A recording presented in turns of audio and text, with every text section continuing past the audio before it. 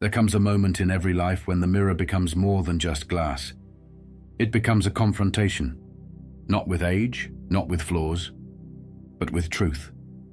We see who we've been, we feel who we could become, and somewhere in between lies a decision. That's where I found myself. I wasn't broken, but I wasn't whole either. I was drifting through days, ticking boxes, chasing the next thing, until I stopped. And I asked the question most of us avoid.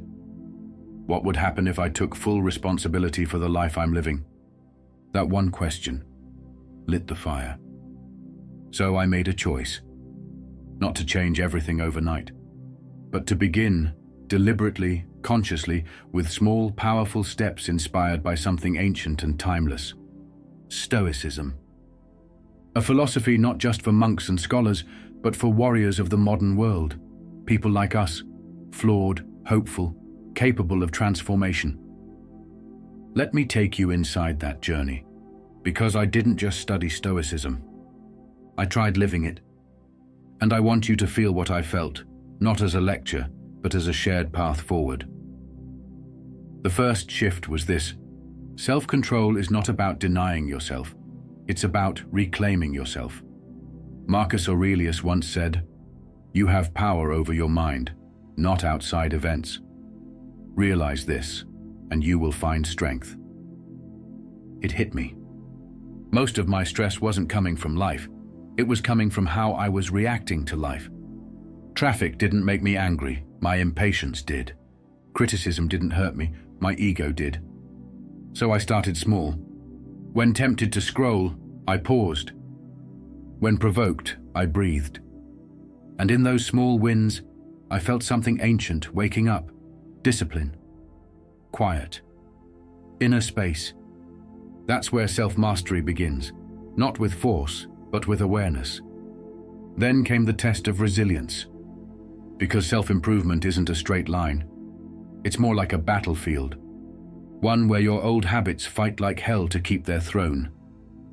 Seneca wrote, "Difficulties strengthen the mind as labor does the body." When I started waking earlier, my comfort fought back. When I started journaling, my distractions rose like smoke. But each time I kept going, I was building something invisible. Mental armor. Not the kind that shields you from pain, the kind that helps you walk through it with your head up. That's what Stoicism teaches us. You don't run from adversity, you walk into it, knowing it's your teacher. Now let's talk about personal growth. Not the kind that's loud, not the type we post online. I mean the quiet, relentless kind. The kind you feel when no one's watching. Epictetus said, "How long are you going to wait before you demand the best for yourself?" That line haunted me, because for too long I had accepted average from myself. Average energy, average focus, average standards. So I set a new one. To live each day with intention, not perfection, just presence. I stopped multitasking during conversations. I gave my full attention to my workouts, my writing, even my rest. I treated my time like currency, because it is. And suddenly, life started to feel more meaningful. Not because the world changed, but because I did. Then came the hardest part, relationships. Stoicism doesn't tell you to isolate. It tells you to elevate, to be the kind of person whose presence brings calm, not chaos, whose words build, not bruise.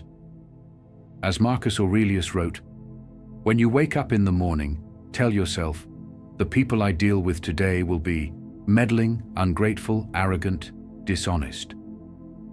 And yet we are called to remain kind, honest, and firm, regardless. That's the true test of strength. Can you stay steady when others shake? Can you offer patience when others push? It's not weakness, it's control. And control of self, not others, is the root of freedom. I began practicing it daily. I stopped arguing to win. I listened more, judged less.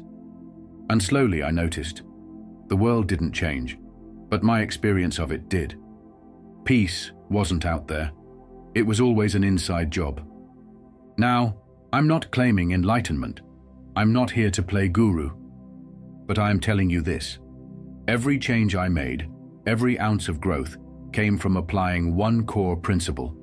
Control what you can, accept what you can't, and in the space between, act with courage. I didn't become a different person overnight, but I became a better version. More present, more grounded, more awake. And so can you. If you're watching this and you feel stuck, like you're capable of more but not sure how to begin, start here. Pick one habit, one area of your life, and ask yourself, what would this look like if I took full responsibility for it? Write it down. Then act on it, daily, quietly, without fanfare, and watch who you become. Because the truth is, transformation doesn't require a breakthrough. It requires consistency. Stoicism is not a fix. It's a foundation. It's the ancient reminder that your life, your time, your character, your choices, they're all within your control. So let's walk this together. Let's get better. Not someday, but now. One breath, one habit, one decision at a time.